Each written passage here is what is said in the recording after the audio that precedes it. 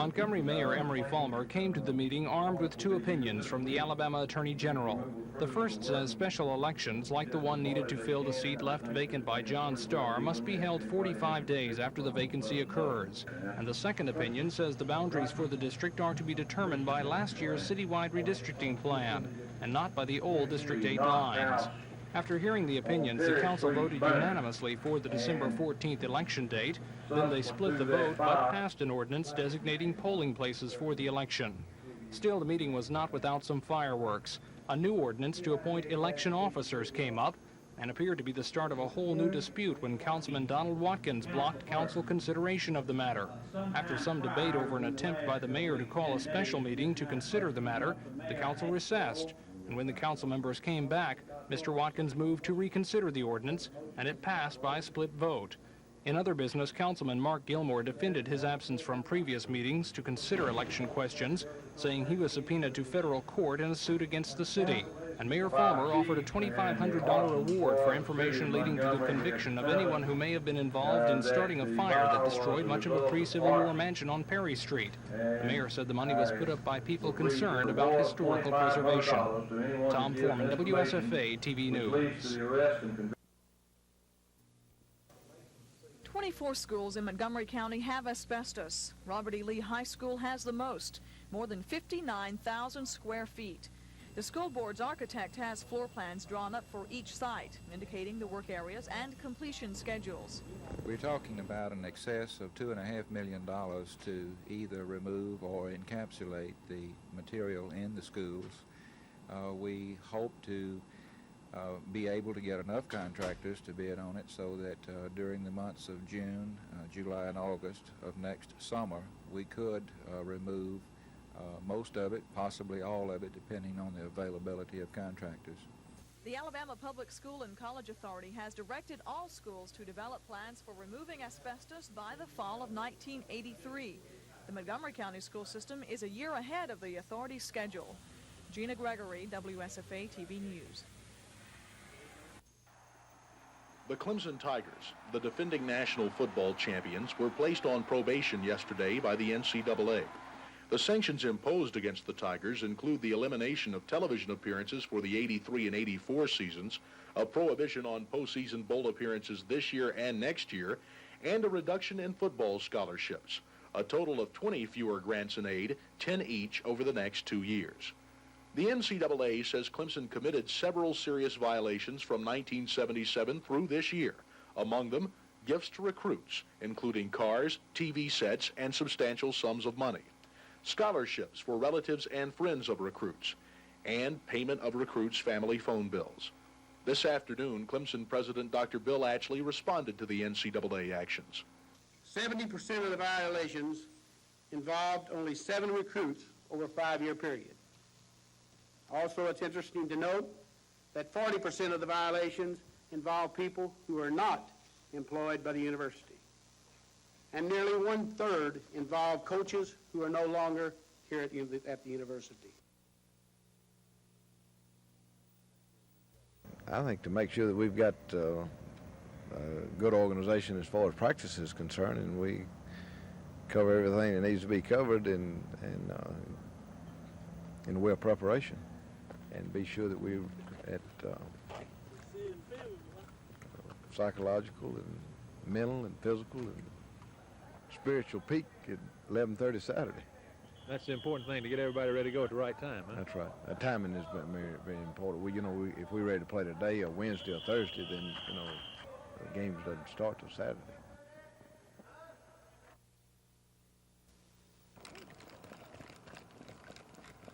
Looking good. Looking good. Good catch.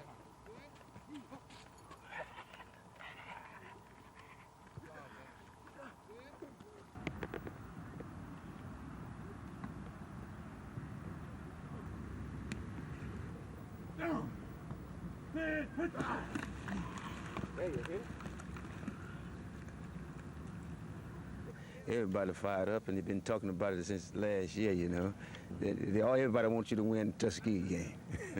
We're playing with a lot of young ball players, which a lot of people don't know about. But on offense, we're starting something like 6 freshmen. And on defense, we're starting 4. So we're very young in spots. And right now, they're very seasoned because they've been playing the whole year. So that's why we've looked good for the last 2 ball games, and I hope it continues this Thanksgiving. I think we made a mistake last year and thought we could get them because they had mostly a freshman team. We know that we're going to have to play now that we're going to get embarrassed. And we don't want to be embarrassed in front of our home folks and at homecoming. George Ballmer doesn't believe he's fighting an uphill battle against the power company. He believes he can lift the utility. Several people have signed his petition asking for a constitutional amendment to remove the power company as chief supplier of electricity. Today, utility spokesman Neil Wade called Mr. Ballmer. They talked about a number of topics that included the utility's coal operation, the Justice Department's attempted investigation of the power company, and Mr. Ballmer's petition. The constitutional amendment voted on all the people of the state. If I'm successful on getting on the next statewide ballot for a constitutional amendment, Alabama Power won't be there the next year. Because I think you are about as corrupt a large company as I have ever come across. And this the main is reason George Ballmer is fighting Alabama Power Company is because he says electric rates are too high and many customers are having a tough time making ends meet.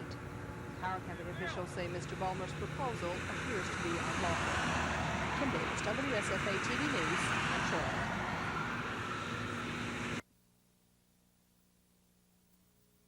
You, how much each one of you, how much we appreciate what you've done for us. And it's not I appreciate everything that you've done. You're emceeing us, getting us off to a good start and everything. And we're going to make you an honorary state trooper. Well, good. Can I carry this in my car? Put it in big frame and mount it in the back one. Can we reduce it? Carry one. We,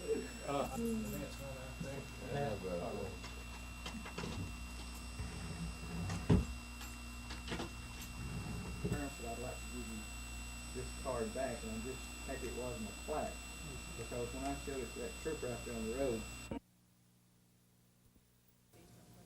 Capital outlays for the schools are out. That's according to Superintendent Adair.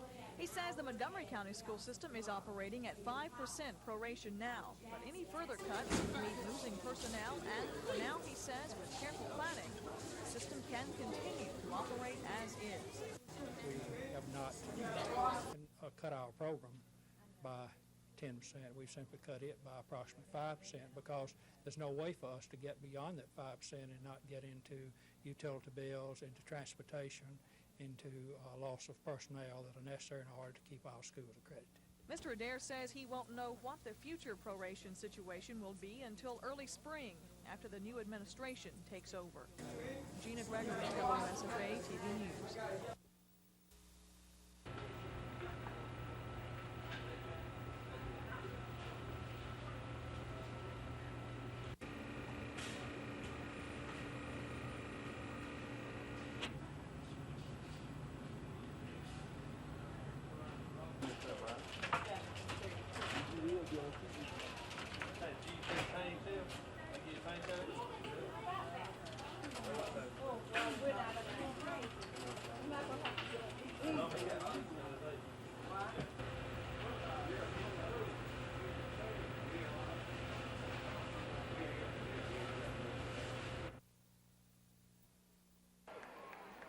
After Jeff Davis jumped out to a 13-0 first quarter lead, Enterprise got it going in the second. An 85-yard drive was kept here as Darrell Edwards sprints wide and scores from the 8.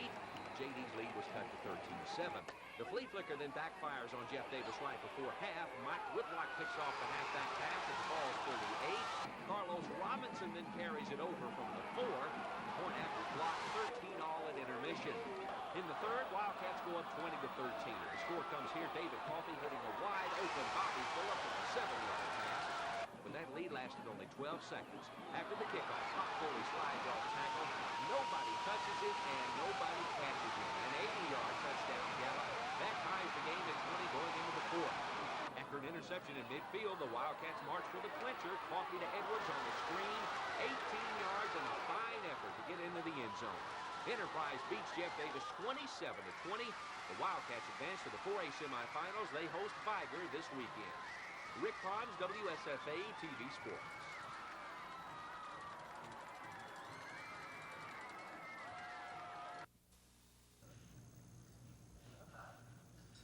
I don't think that decision has been made completely yet. Whether it be a continuing resolution or amendments, but I believe that they'll get together. They obviously get together. I know that Governor Orr of Indiana, who chairs the national on the user fee,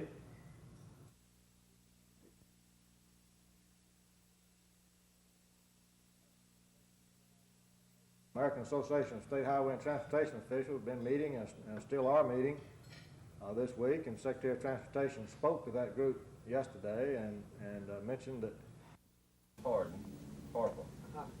Taylor Harper, who's here with us, and Senator Mitchell. I know David had a heck of a lot in making these few changes y'all might need to make in the authority, and I would suggest we do have a lot of new members of the legislature. If you could get somebody on it. Is to get to 1983. It's a big problem they're fighting up there, and yeah, just subject to change. Mr. Chairman, this includes the members of the Oversight Committee. This includes the members of the Oversight Committee, but I think it would be better going if you would handle that.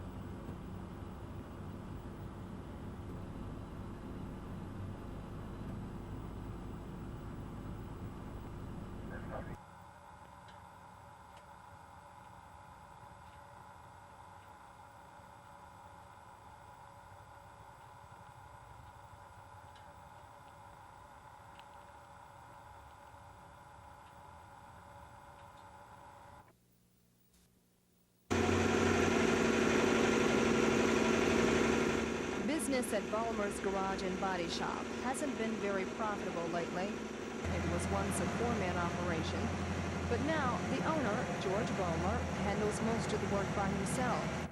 Lately, he spent a lot of his time researching the power company and its business operation. He's called the utility several times trying to get some answers. Today, the power company called him. We have a petition started to bring down Alabama Power, to remove them as our source of electricity, and to condemn their properties, and to turn their properties over to the co-ops. The co-ops can be controlled by the people in the co-ops. Mr. Ballmer doesn't look at his pursuit against the power company as an uphill fight. He believes he can lick the utility. As he put it, at least I'm willing to try. Tonight he takes his petition to the Troy City Commission. In the meantime, power company officials say Mr. Ballmer's proposal is unlawful. Kim Davis, WSFA TV News in Troy.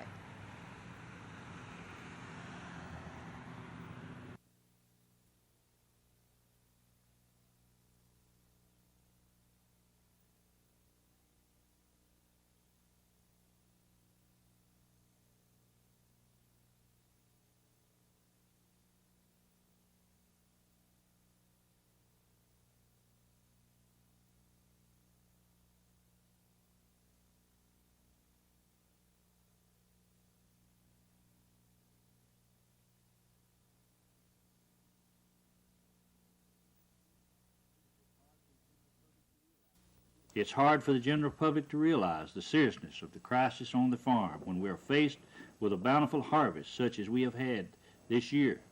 Mr. Myrick says it's ironic that in a year when we've had such good crops, farmers are going broke. He says the overwhelming harvest nationwide has severely depressed prices. A year ago, corn was selling for $3.40 a bushel. Today it brought $2.40.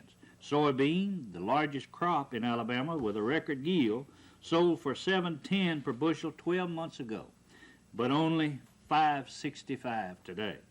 Alabama is growing more and more wheat, but the price is $3.22 per bushel today compared to $5 a year ago.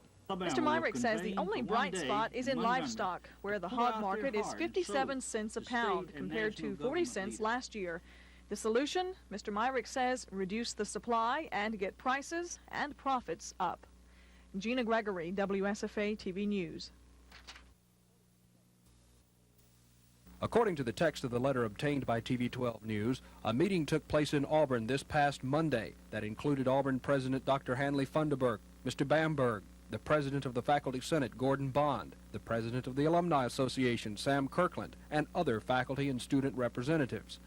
Mr. Bamberg describes the meeting in his letter to the trustees, saying, quote, "One of the most viable alternatives discussed was the possible reorganization of our university into a system of 3 major units with a chancellor for the Auburn campus, a vice president for agriculture, and a chancellor for the Montgomery campus."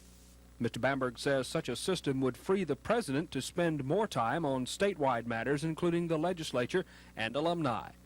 Then Mr. Bamberg writes, quote, "I believe this organizational structure has merit and will strengthen Auburn University.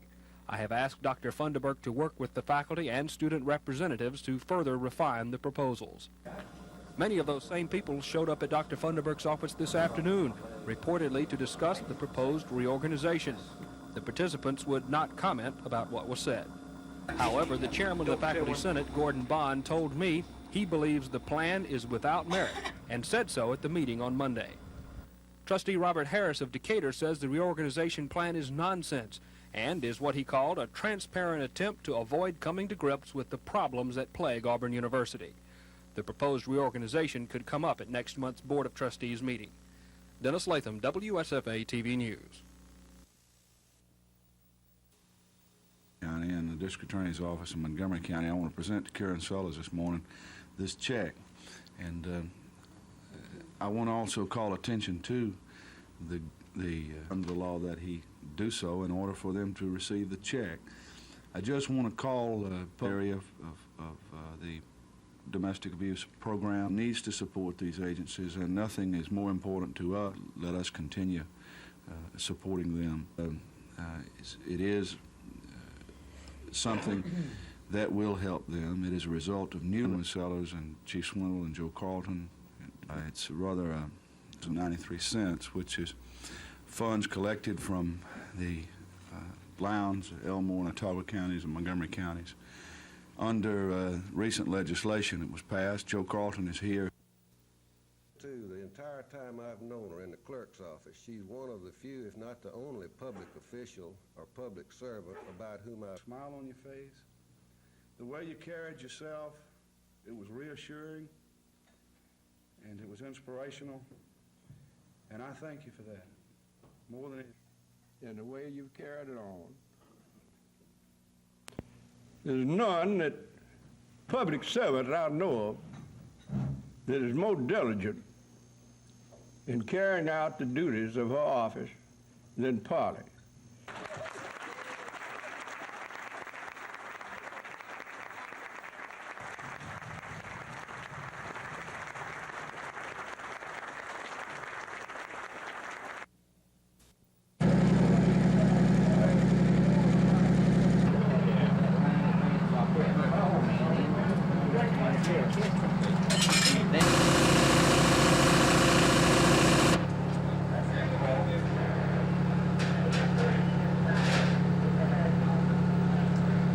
We'll have extensive smoke damage throughout the building. We'll have moderate fire damage, and it's mostly to the rear of the building. Now, the smoke got into the attic space and came down in some of the stores on either side. I would figure we'll have some minor smoke damage in a couple of the business places on either side of the fire building.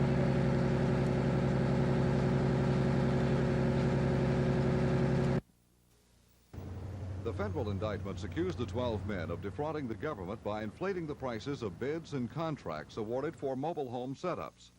The mobile homes were sent to Mobile in 1979 to provide temporary housing for victims of Hurricane Frederick.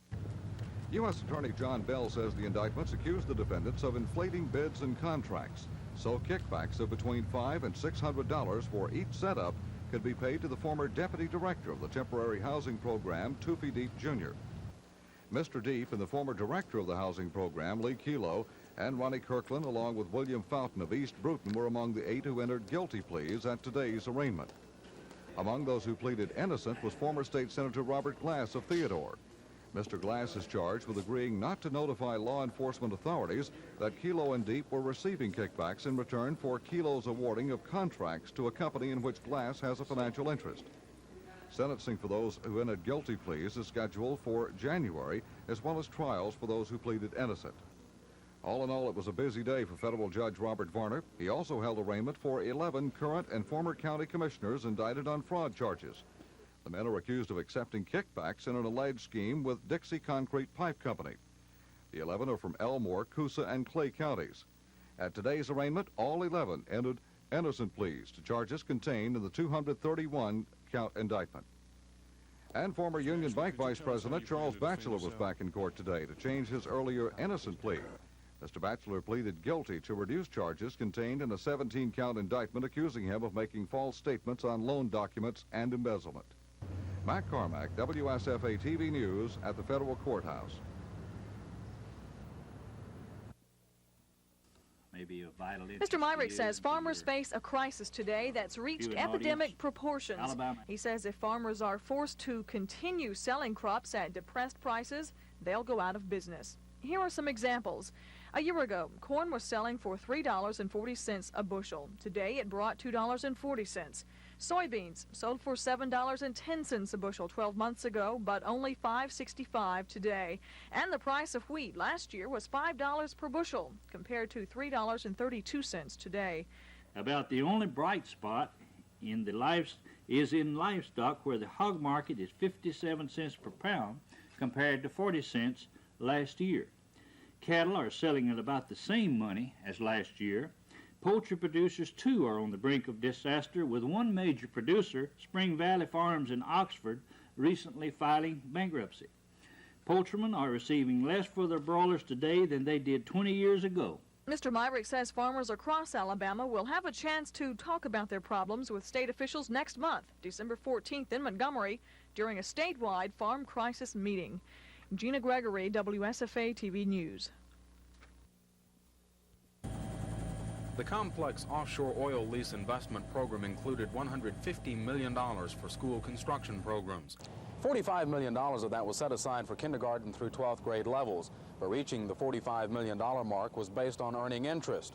And once the bond program was set in motion, interest rates began dropping, and state officials projected they'd only get about 87.5% of the $45 million, or about $39 million. Now, interest rates are producing even less, and Finance Director Joe Broadwater says the investments may not even be able to produce 87.5% of the $45 million. It looks at about 83% instead of 87.5% at the current rates at what we're expecting it to go to. So that means that there could be an additional proration of about 4%.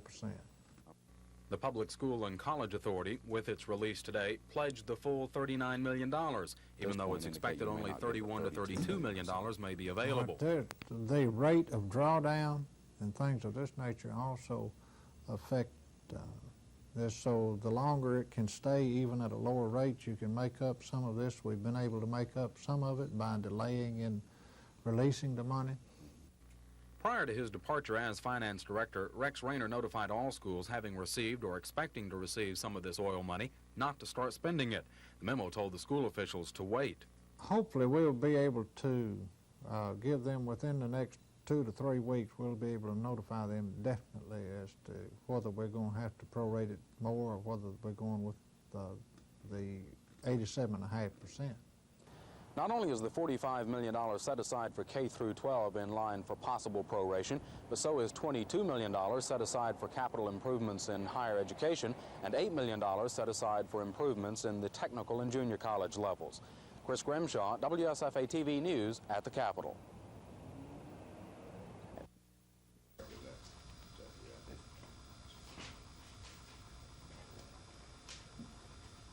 Looking group we got here.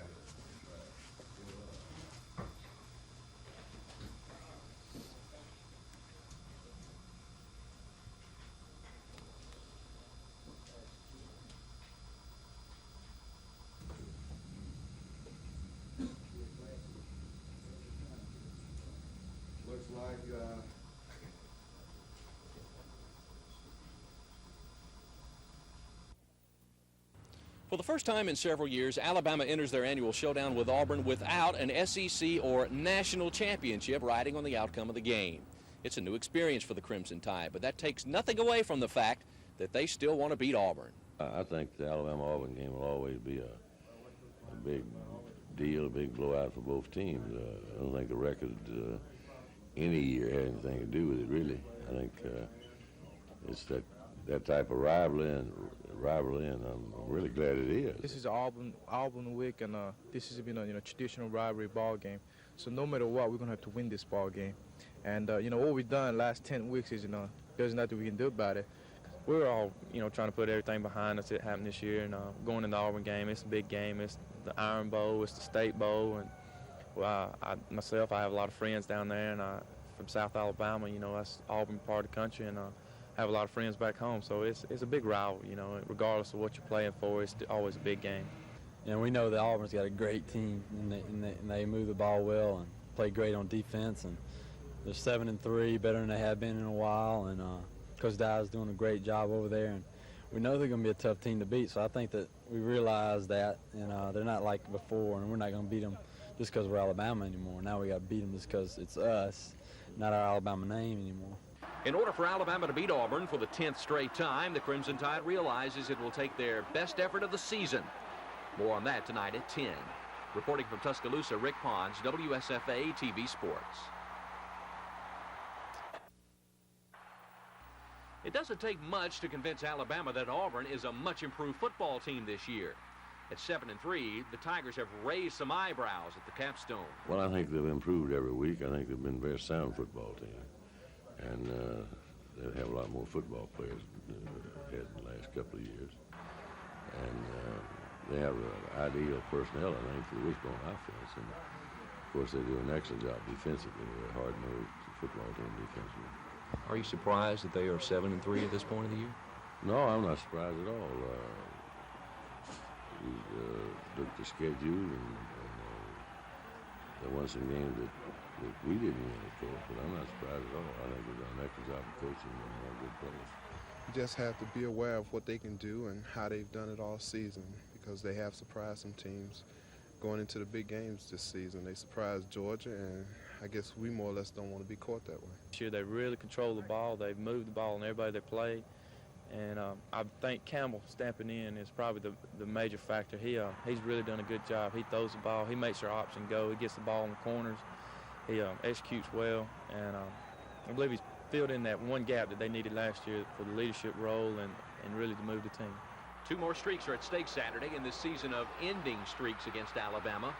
For one, the Tide hasn't lost 3 straight games since 1955, and a win over Auburn Saturday would keep that streak alive, as well as the Tide's 9-year domination of the Tigers. Reporting from Tuscaloosa, Rick Pons, WSFA TV Sports.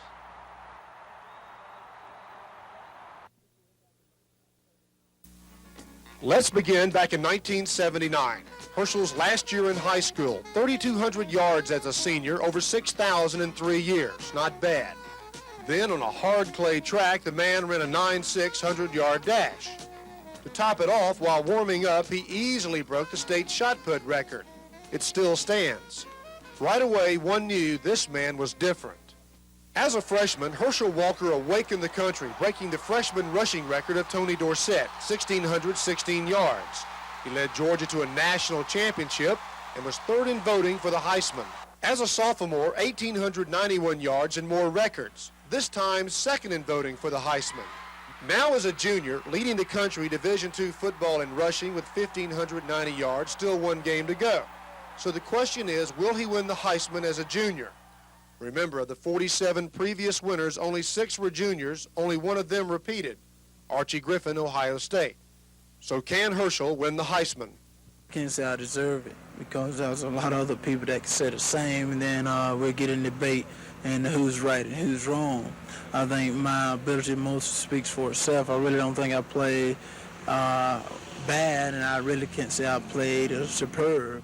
This year here, I started out with a broken finger. I started out couldn't even hold a football. I think I did my duties. I sort of helped Georgia out to the best of my ability, and that's what I've done the last 2 years I've been here. Well, Herschel, the word I get, it's already yours. In Atlanta, Harmon Wages for NBC News.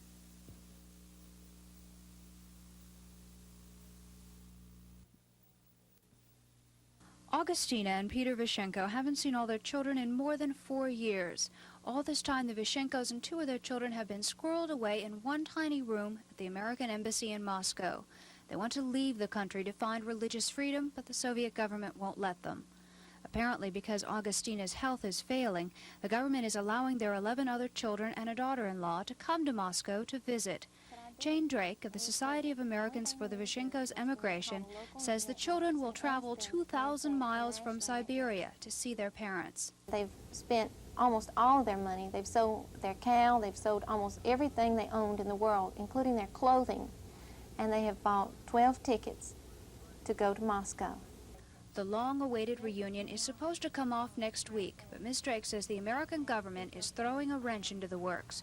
According to her, embassy officials will let the children in only 2 at a time, so there will be no big family gathering as such. I just can't imagine how Augustina would feel, because now she's very ill. She hasn't seen her children in 4.5 years. Her youngest one was only 4 years old and barely remembers his mother. And how in the world this woman is going to be able to see these children 2 at a time and let them walk out of the room and see 2 more. It's going to be an awful emotional strain on her. Ms. Drake says she can't find out the reason for these arrangements, but the American Embassy has never been too happy about the Vishenkos' presence. So until further notice, it will be the oddest of homecomings for a devoutly religious Soviet family stuck in a 12 by 20 foot room behind American walls. Susan Silvernail, WSFA TV News. The Salvation Army has a reputation of extending its Thanksgiving Day charity to the more unemployable, transients, and uneducated or unskilled laborers. Robert Day is an unskilled or uneducated. He's a licensed sheet metal engineer and journeyman insulator. His trade used to net him $24.95 an hour, but Robert Day and the nationwide recession met head-to-head, and the recession won. Day now works at the Salvation Army, where he says more and more unlikely faces are showing up looking for help. The people we're taking care of now are whole families, people you would never expect to see needing a Salvation Army or any social organization. People that's worked 10, 15, 20 years, good, steady, solid people. People with good trades, good education, who all of a sudden can no longer find work because the economy is like it is. The construction trades are the most prevalent. We see them constantly. We see a lot of small businesses folding. And the people who used to run them, newspaper stands, cab drivers who own their own vehicles, small farmers, we're now getting a complete cross-section of society. We are now stocking baby food and formula and other things that we've never needed in the kitchens before. Children's clothes. Children's clothes. The whole line from the age of 1 month up. It puts a burden on the Salvation Army because even though the soup lines have increased, the donations haven't. When the economy slows down, the donations come in slow down naturally. Although it wasn't crowded while we were there, Day says he expects by nightfall to have served the 8 30 to 35-pound turkeys he cooked and the 70 pounds of dressing, 70 pounds of donated venison, 10 gallons of green beans, and 7 to 8 gallons of corn. Day says he doesn't expect his work to help everyone, but he says he hopes it makes a dent in what's becoming a larger class of needy people. Chris Grimshaw, WSFA TV News at the Salvation Army.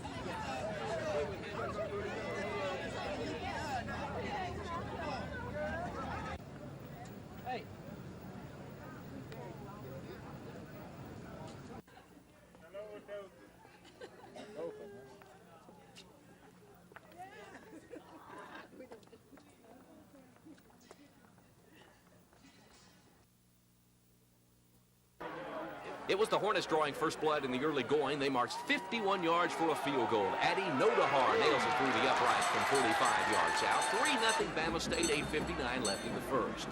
The Hornets had a couple of opportunities to add to that first quarter lead. After this nice punt return, Tommy Kelly will be popped hard. The ball is loose, recovering it out of the air. LaVorris Winfrey at the ASU 40. But the Hornets can't score. Bama State got another break at midfield. John Lilly can't find the handle after the handoff, but again the Hornets failed to punch it in. Tuskegee got their own break early in the second. Kenneth Crum pours through to block this punt. The Golden Tigers have it deep in Hornet territory at the 22. Crum then takes the Tigers into the end zone. He connects here with his big tight end, James Wilson, from 3 yards out, and the touchdown. 7-3, Tuskegee had the lead. But the Hornets strike right back. Crum, rolling out of his own end zone, makes a nice scramble, but he's hit along the sidelines. The ball is loose again. Marvin Hinton makes the recovery at the Tuskegee 17. 3 plays later, tailback Walter Shelley sweeps right in. He takes it in the end zone from 3 yards out. It was 10-7 Bama State. That's where it stood at halftime. After a Novahar field goal made it 13-7 in the third, the Golden Tigers caught fire. First, they get a big turnover. Reginald Harrison picks off this Anthony Scott pass in the end zone, ending a Hornet threat early in the fourth quarter.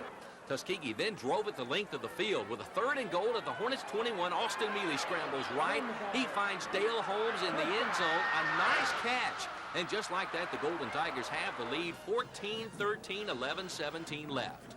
ASU tried to fight back, but they couldn't turn the Golden Tiger tide. Michael Tillman picks off this Anthony Benjamin pass, stopping a last-ditch drive. 14-13, Tuskegee wins the 59th annual Turkey Day Classic, their 2nd in a row over Alabama State.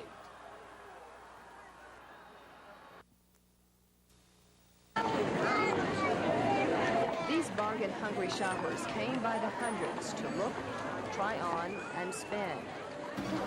31-36. It was obviously a good day for business.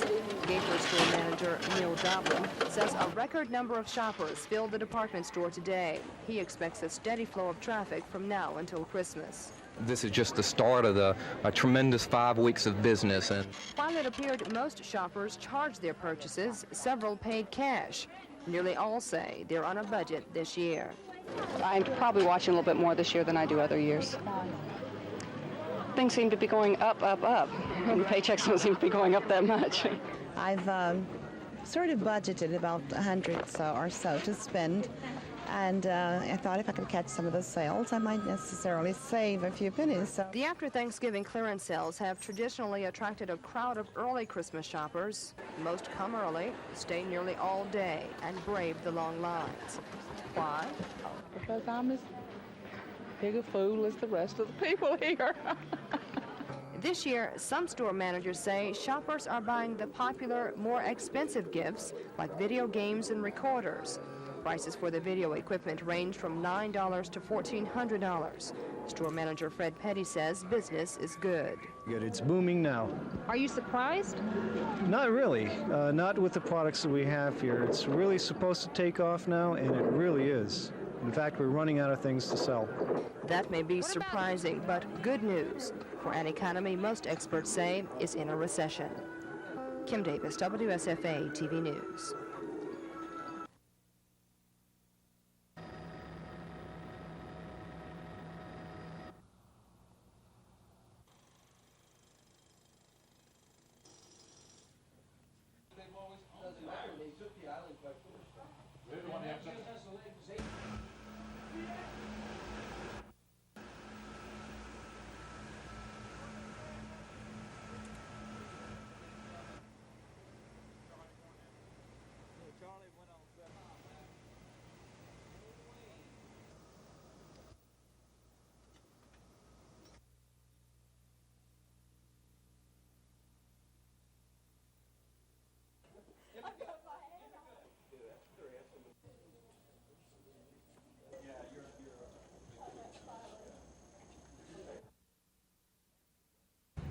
Max and Donna Cull are in the minority in Alabama.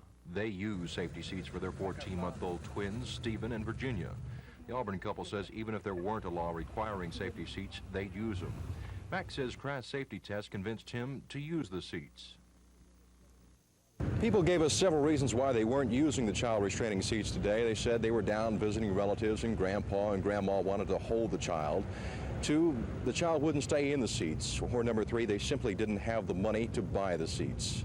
Well, there's a group in Montgomery trying to do something about that last reason now. We're trying to help the Alabama pediatricians in making these seats available to indigent families and people around the state who are in need right now and would use them if they could afford them. The program sponsored by the Junior Women's Club of Montgomery is called KISS, Kids in Safe Seats for Christmas. Mrs. Breck says contributions to help buy the seats can be made at any AmSouth bank, or you can buy a KISS t-shirt. Mrs. Breck says car accidents are the #1 killer of children under 3 in Alabama, and safety seats can make the difference. It's estimated that fatalities could be reduced by as much as 91%, and that serious injuries could be reduced by 78%. Don Phelps, WSFA TV News.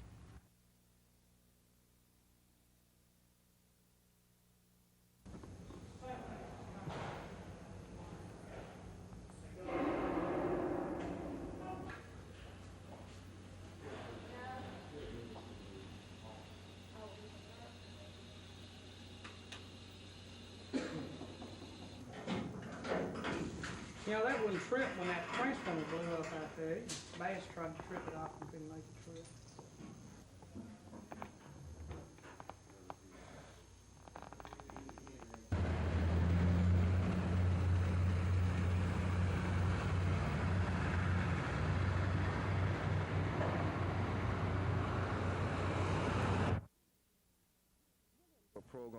William Gary says he doesn't have any problem motivating black college students with his technique. He explains career opportunities in business and industry, discusses with students how the work world operates, and invites role models to share personal career experiences with the students. One question that I have gotten in the past is, how have you been able to overcome the obstacle of being the last hired and the first terminated? Being black in most industries, given the current economic situation.